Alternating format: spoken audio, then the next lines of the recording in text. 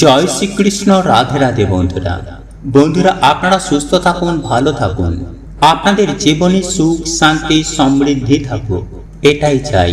তাই আজ আমি আপনাদেরকে জানিয়ে দেব যে আগামীকাল বুদ্ধ পূর্ণিমার দিন ভুলেও খাবেন না এই তিনটি সবজি। স্বয়ং পরমেশ্বর ভগবান শ্রীকৃষ্ণ বলেন, সারা বছর আপনাদের জীবনে চরম ভয়ঙ্কর দুর্ভাগ্য দারিদ্রতা লেগেই থাকবে। একই সঙ্গে আপনারা জানতে পারবেন যে এই দিন কোন খাবারগুলি আপনারা খেতে পারবেন, কোন কাজগুলি আপনারা এই দিন বর্জন করবেন এবং এই দিনে কোন কোন কাজগুলি করলে সৌভাগ্যের উদয় হয়। এই সব কিছুই বন্ধুরা আমরা আজকের এই ভিডিওটির মাধ্যমে জানব। তাই ভিডিওটি কিন্তু আপনারা অবশ্যই পুরো দেখুন এবং ভিডিওটি বন্ধুরা আপনারা এটি লাইক করে এবং কমেন্টে আপনারা বলুন জয় শ্রীকৃষ্ণ, রাধে রাধে ও জয় মা লক্ষ্মীর জয়। বন্ধুরা, আমাদের হিন্দু ধর্মে এই বুদ্ধ পূর্ণিমার গুরুত্ব অনেক অনেক গুণ বেশি। তাই এই দিনে বন্ধুরা আমাদের সকলের বিভিন্ন দেবদেবীর আশীর্বাদ নেওয়া উচিত।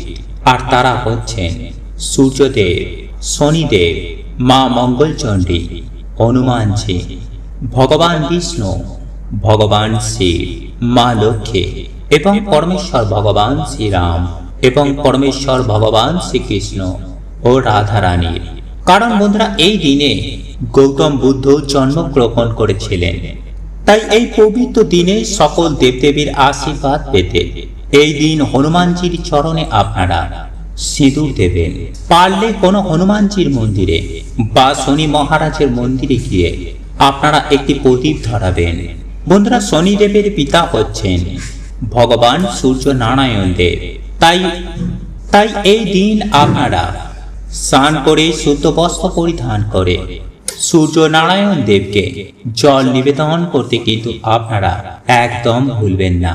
কারণ শাস্ত্র বলছে বন্ধুরা, যারা প্রত্যেক দিন স্নান করে এসে ভগবান সূর্য নারায়ণ দেবকে জল নিবেদন করেন, তার মান সম্মান ও ধন সম্পত্তি অর্থ সদা সর্বদাই বাড়তে থাকে।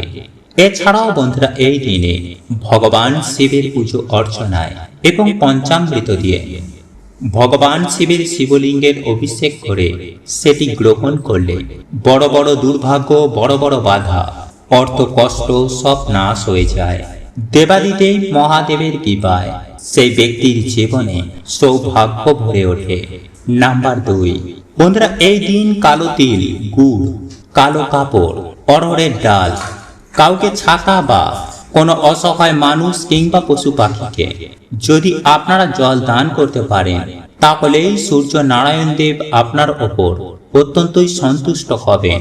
ফলে যে সমস্ত মানুষ বহুদিন ধরে শনির ধাইয়া, শনির সাড়ে সাথে বা কাল সর্পদোষে ভুগছেন, যাদের জীবনে সহজে উন্নতি হয় না, যাদের জীবনে অর্থ সমস্যা লেগেই রয়েছে, তারা অবশ্যই কিন্তু বন্ধুরা এই দিনে এই জিনিসগুলির মধ্যেই যে কোনো একটি জিনিস দান করতে ভুলবেন না। এবং এই দিন আপনারা অবশ্যই শনিদেবের পুজো দিন। নাম্বার 3, বন্ধুরা এই দিন আপনারা যদি হনুমানজির সাথে ভগবান শ্রীরামের পুজো করতে পারেন, তাহলে আপনাদের জীবন থেকে সমস্ত প্রকারের দুঃখ কষ্ট জ্বালা যন্ত্রণা রোগ ব্যাধি দূর হয়ে যাবে। তাই তো শাস্ত্র বলছে বন্ধুরা যে এই দিন ভগবান শ্রীরামের অথবা ভগবান শ্রীকৃষ্ণের বেশি বেশি করে নাম করা উচিত। এই দিন তুলসী মঞ্চে জল নিবেদন করা উচিত। এই দিন ব্রহ্ম মুহূর্তে আমাদের ঘুম থেকে ওঠা উচিত। পারলে এই দিন পবিত্র কোনো নদীতেই স্নান করা উচিত। কিন্তু যাদের বাড়ির সামনে পবিত্র কোনো নদী নেই, তারা অবশ্যই এই দিন স্নানের জলে কালো তেল, সামান্য গঙ্গা জল বা তুলসী পত্র দিয়ে আপনারা স্নান করুন। নাম্বার 4, বন্ধুরা এই পূর্ণ পবিত্র দিনে মা লক্ষ্মীর আপনারা বিশেষ পুজো দিন। মা লক্ষ্মীর প্রিয় ভোগ, মা লক্ষ্মীর প্রিয় ফুল যেন অবশ্যই এই দিন মাকে নিবেদন করতে ভুলবেন না। নাম্বার 5, বন্ধুরা এই মাসে যে কোতো অত্যন্তই গরম থাকে, তাই ছাতুর ঘোল কিন্তু আপনারা এই মাসে অবশ্যই খাবেন। বেশি করে আপনারা জল খাবেন, আখের রস খাবেন ডাবের জল খাবেন। রসালো ফল আপনারা এই মাসে বেশি করে খাবেন। এছাড়াও যে সকল মায়েদের প্রথম সন্তান ছেলে, তারা কিন্তু এই মাসে লাউ বা লাউ শাক খাবেন না। এবং অত্যন্ত গরমের জন্য আপনারা খাবারে হিং, গরম মশলা, শুকনো লঙ্কা, আমিষ এবং তেল জাতীয় খাবার একটু কম খাবেন। তাই বন্ধুরা, এই দিন পরমেশ্বর ভগবান শ্রীকৃষ্ণের অত্যন্ত প্রিয় তুলসী গাছের কিছু বিশেষ নিয়ম পালন করলে তাহলে তাদের বাড়িতে সারা বছর পরমেশ্বর ভগবান শ্রীকৃষ্ণ ও মা লক্ষ্মী বিরাজ করে। যেমন এই পূর্ণিমা তিথি চলাকালীন তুলসী গাছের পাতা এবং শিকড়ের সামান্য কিছু কার্যে মানুষের ভাগ্য বন্ধুরা চমকে ওঠে। তারা সারা বছর মা লক্ষ্মীর কৃপায় সুখ, শান্তি এবং সমৃদ্ধির মধ্যে কাটান। কারণ স্বয়ং মা লক্ষ্মীর কৃপায় তাদের আর্থিক উন্নতি কেউ আটকাতে পারে না। তাই অবশ্যই বন্ধুরা আপনারা ভিডিওটি পুরো দেখবেন। বন্ধুরা, শাস্ত্র বলছে যে বাড়িতে তুলসী গাছ থাকে এবং প্রত্যেক দিন যারা তুলসী মায়ের পুজো অর্চনা করে সেই বাড়িতে কখনো বাস্তু দোষ হয় না। কারণ সর্বদেব দেবীর বাস এই তুলসী মায়ের কাছে এবং স্বয়ং নারায়ণ এবং মা লক্ষ্মী তুলসী গাছের মধ্যেই বিরাজ করেন। তাই এই পূর্ণ পবিত্র দিনে যারা তুলসী গাছেই জল অর্পণ করে, তুলসী মায়ের পুজো অর্চনা করে, তাদের বাড়িতে এসে পড়ে ভগবান বিষ্ণু ও মা লক্ষ্মী বিশেষ কৃপা। তাই পারলে বন্ধুরা এই পূর্ণ পবিত্র দিনে বা প্রত্যেক বৃহস্পতিবার দিনে আপনারা সন্ধ্যা বেলায় অবশ্যই তুলসী গাছের গোড়ায় একটি প্রদীপ ধরাবেন। তুলসী মায়ের কাছে ভগবান বিষ্ণুর নাম নেবেন। এইভাবে যদি বন্ধুরা আপনারা তুলসীর সেবা করতে পারেন তাহলে আপনাদের মান সম্মান, আর্থিক উন্নতি, সুখ, শান্তি, সমৃদ্ধি বাড়বে এবং সারা বছর মায়ের কৃপায় আপনারা সুস্থ, সবল, শান্তি এবং পরিবারের মধ্যে প্রেম বজায় থাকবে। তাই এই দিন যদি বন্ধুরা আপনারা তুলসী গাছের শিকড় সঠিকভাবে ব্যবহার করতে পারেন তাহলে রাতারাতি কিন্তু বন্ধুরা আপনাদের ভাগ্য চমকাবে।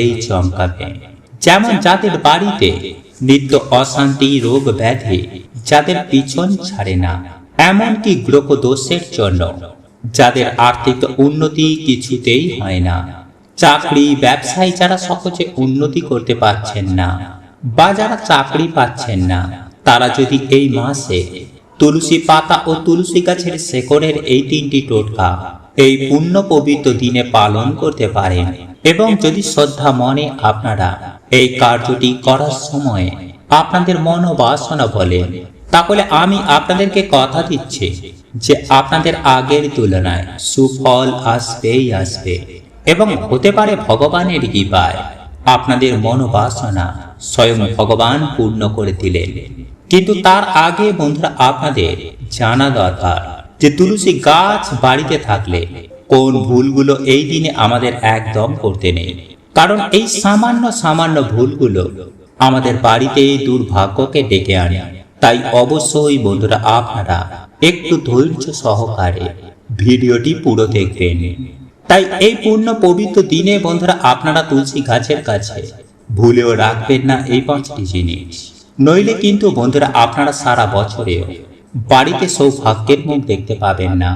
সংসারে ঝগড়া, ঝামেলা, অশান্তি, অর্থ কষ্ট এগুলো লেগেই থাকবে। তাই বন্ধুরা বাড়িতে তুলসী গাছ থাকলে কোন জিনিসগুলো আপনারা এই মাসে করবেন না এবং কোন জিনিসগুলো আপনারা তুলসী গাছের পাশে রাখবেন না, চলুন এইবার আমরা জেনে নিই। তবে তার আগে বন্ধুরা ভিডিওটিতে একটি লাইক করে কমেন্টে জয় শ্রীকৃষ্ণ, রাধে রাধে ও জয় মা লক্ষ্মীর জয় লিখে কমেন্ট অবশ্যই করবেন। বন্ধুরা আমাদের হিন্দু ধর্মে সব থেকে পবিত্র জিনিসের মধ্যে একটি হচ্ছে এই তুলসী পত্র। আর পরমেশ্বর ভগবান শ্রী হরি বিষ্ণুর পুজো কিন্তু এই তুলসী পত্র ছাড়া কখনো সম্পূর্ণ হয় না।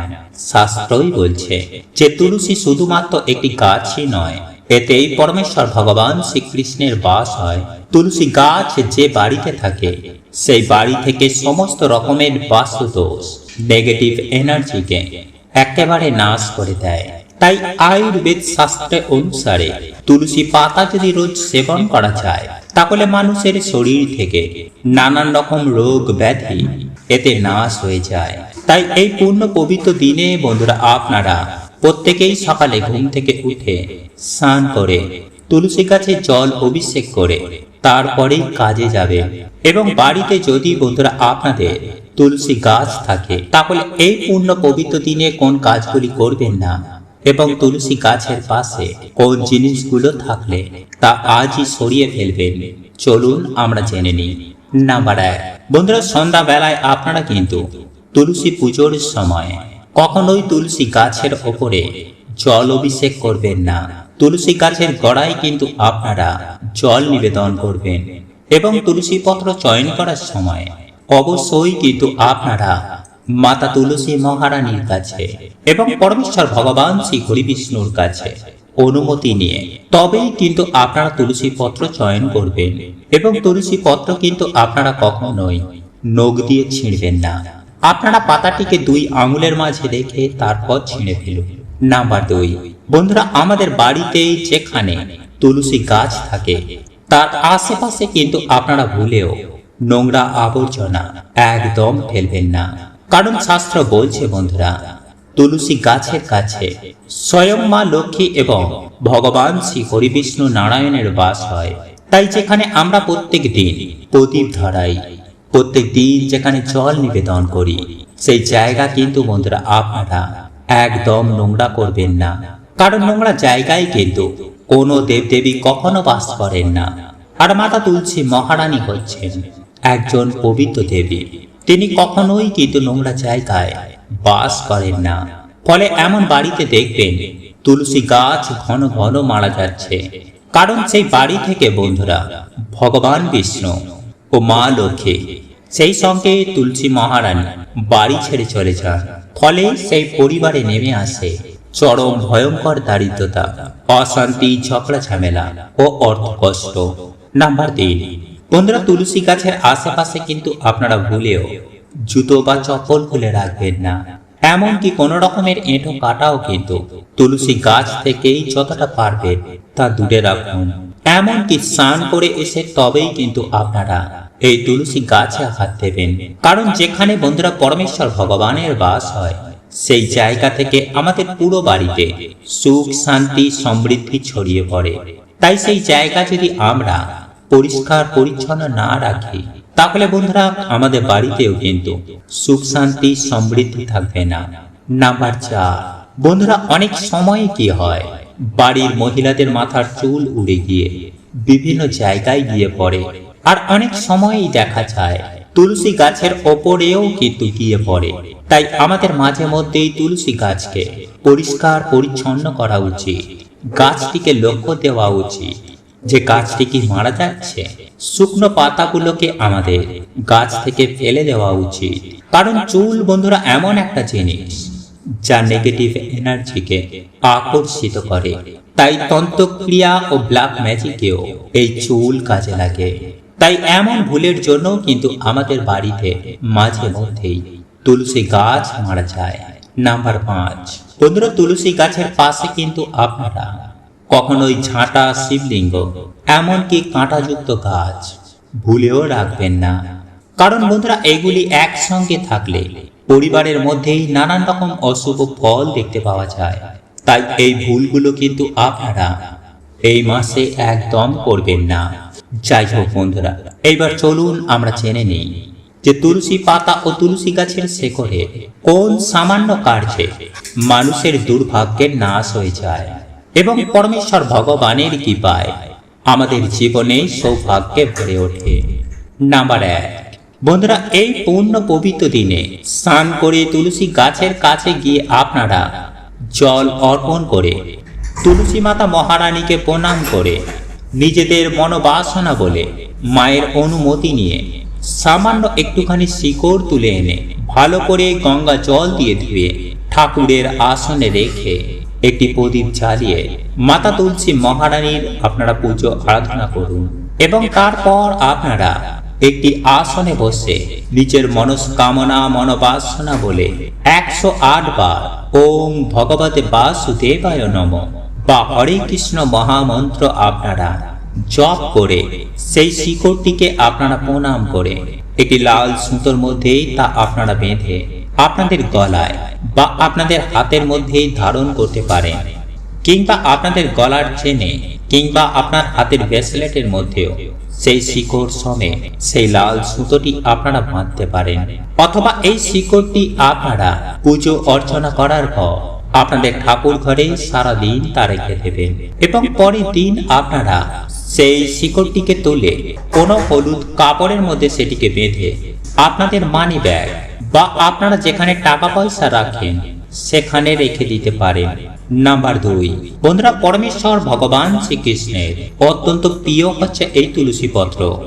যারা এই পূর্ণ পবিত্র দিনে পরমেশ্বর ভগবান শ্রী হরি বিষ্ণুর চরণে এই তুলসী পত্র অর্পণ করে নিজের মনস্কামনা মনোবাসনা বলে এবং পুজো অর্চনা করার পর পরমেশ্বর ভগবান শ্রী হরি বিষ্ণুর চরণ থেকে তুলসী পাতা জলের সাথে গ্রহণ করে, তারা সারা বছর ভগবানের কৃপায় সুস্থ সবল এবং নীরোগ থাকে এবং পরমেশ্বর ভগবান শ্রী হরি বিষ্ণু ও মা লক্ষ্মীর কৃপায় তাদের দুঃখ কষ্ট দারিদ্রতার তো নাশ হয় এবং জীবনে সারা বছর পরম সুখ শান্তি ও সৌভাগ্যে ভরে ওঠে। এবং আপনারা যদি চান যে আপনাদের ঘরের বাস্তু দোষ ঠিক হোক এবং আপনাদের ঘরে আপনাদের সংসারে প্রচুর পরিমাণে অর্থের আগমন ঘটুক, তাহলে এই দিন অবশ্যই সূর্যোদয়ের আগে ঘুম থেকে উঠবেন এবং সমস্ত বাসি কাজ কর্ম সেরে স্নান সেরে নেবেন।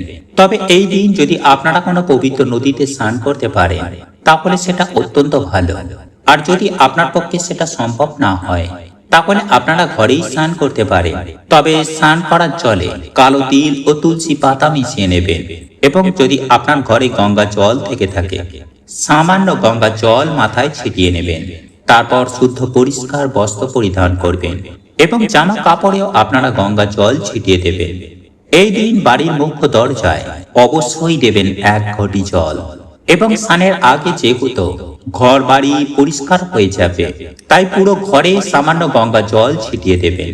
তারপর শুদ্ধ বস্ত্র পরে ঠাকুর ঘরে চলে আসবেন এবং ঠাকুর ঘরে এসে যেভাবে আপনি মা লক্ষ্মীর সাপ্তাহিক পুজো করেন ঠিক সেভাবেই আপনারা আপনাদের সাধ্য সামর্থ্য অনুযায়ী মা লক্ষ্মীর পুজো আরাধনা করে নেবেন। মা লক্ষ্মীর জন্য সেই দিন অবশ্যই একটি ফুলের মালা নিয়ে আসবেন। আপনাদের পক্ষে যদি সম্ভব হয় মা লক্ষ্মীর উদ্দেশ্যে একটি পদ্ম ফুল অবশ্যই আনবেন এবং মা লক্ষ্মীর একটি ঘট স্থাপন করে মায়ের পুজো আরাধনা করবেন। আপনার সাধ্য ও সামর্থ্য মতো নৈবেদ্য সাজিয়ে দেবেন। বন্ধুরা, মা লক্ষ্মী পদ্মাসনা, তাই এই দিন মা লক্ষ্মীকে অবশ্যই পদ্ম ফুল নিবেদন করার চেষ্টা করবেন। এতেই মা লক্ষ্মী আপনার গৃহে স্থিত হবে এবং একটি লাল রঙের ওড়না পারলে মাকে পরিয়ে দেবেন। তারপর মাকে সিঁদুর পরিয়ে দেবেন এবং সেই সিঁদুরের জায়গা থেকে আপনিও একটি তিলক কেটে নেবেন এবং আপনি যদি বিবাহিত হয়ে থাকেন তাহলে সেই সিঁদুর আপনারাও পরতে পারেন। তারপর মা লক্ষ্মীর কাছে একটি নিখুঁত অক্ষত পান নিবেদন করবেন। তবে এই পানটি নেওয়ার ক্ষেত্রে ভালো করে দেখে নেবেন পানটি যেন ছেঁড়া ফাটা পোকা খেয়েও না হয় এবং পানটির মধ্যে যেন কোনো ফুটো না থাকে এবং পানটি যেন মোটা সমেত থাকে। বন্ধুরা, আপনারা সেই পানটির ওপরেও একটি সিঁদুরের তিলক কাটবেন এবং তার ওপরে দেবেন একটি সুপারি। সুপারিটির ওপরেও একটি সিঁদুরের তিলক করবেন এবং ওই পান সুপারির ওপরে একটি 16 আনা বা 1 টাকার একটি কয়েন আপনারা দেবেন। তবে দেখবেন বন্ধুরা, সেই 1 টাকার কয়েনটি যেন বাজার চলতি 1 টাকার কয়েন হয়, অর্থাৎ সেই 1 টাকার কয়েনটি যেন বাজারে মূল্য আছে এইরকম একটি 1 টাকার কয়েন আপনারা তাতে দেবেন। তবে তার আগে কয়েনটি ভালো করে ধুয়ে নেবেন, পরিষ্কার জল দিয়ে গঙ্গা জল ছিটা দিয়ে সেই 1 টাকার কয়েনটিকে ধুয়ে নেবেন। কারণ সেই 1 টাকাটি কোথা থেকে এসেছে আপনারা জানেন না, সেই 1 টাকাটিতে অনেকের হাত পড়েছে, সেই জন্য শুদ্ধ করে নেওয়াটা অত্যন্ত প্রয়োজন।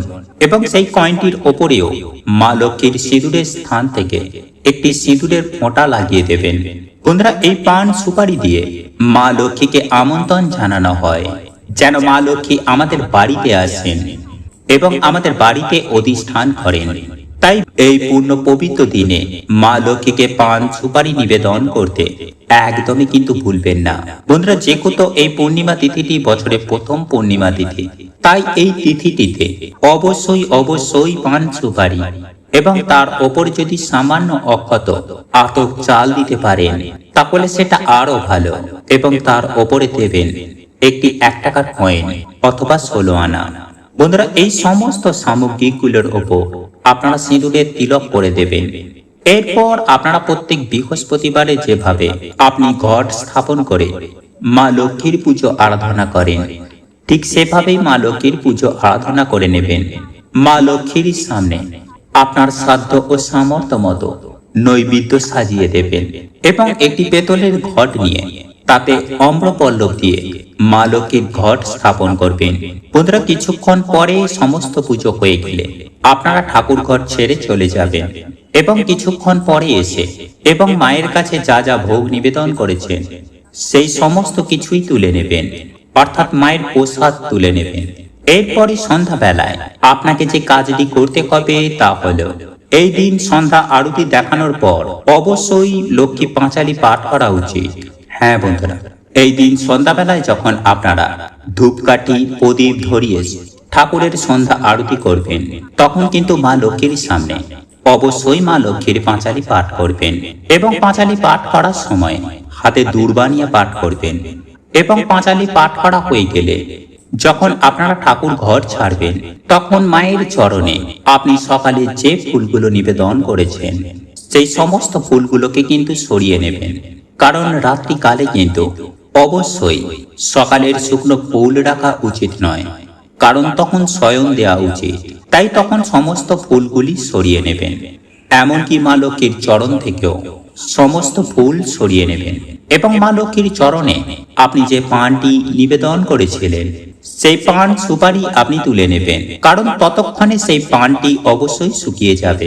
কিন্তু সুপারি 1 টাকার কয়েন ও আতপ চাল আপনি যে দিয়েছিলেন সেই সমস্ত কিছুই আপনি আপনার ডান হাতের মুঠোয় ভরে নেবেন এবং আপনার সন্ধ্যা দেখানো হয়ে গেলে, অর্থাৎ সারা ঘরে ধূপ ধুনো ও প্রদীপ দেখিয়ে আপনি তুলসী মঞ্চে একটি প্রদীপ জ্বালাবেন, তুলসী তলাতেও ধূপ ধুনো দেখাবেন।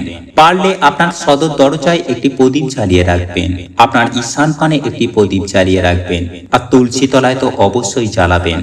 যাই হোক বন্ধুরা, এইবার আমি আপনাদেরকে জানিয়ে রাখি যে আপনার হাতের মধ্যে যে সমস্ত জিনিসগুলি রয়েছে সেই সমস্ত কিছু নিয়ে গিয়ে আপনার রান্নাঘরে চালের যে পাত্র রয়েছে সেই চালের মধ্যে আপনার হাতে থাকা সমস্ত জিনিস ভালো করে মিশিয়ে দেবেন।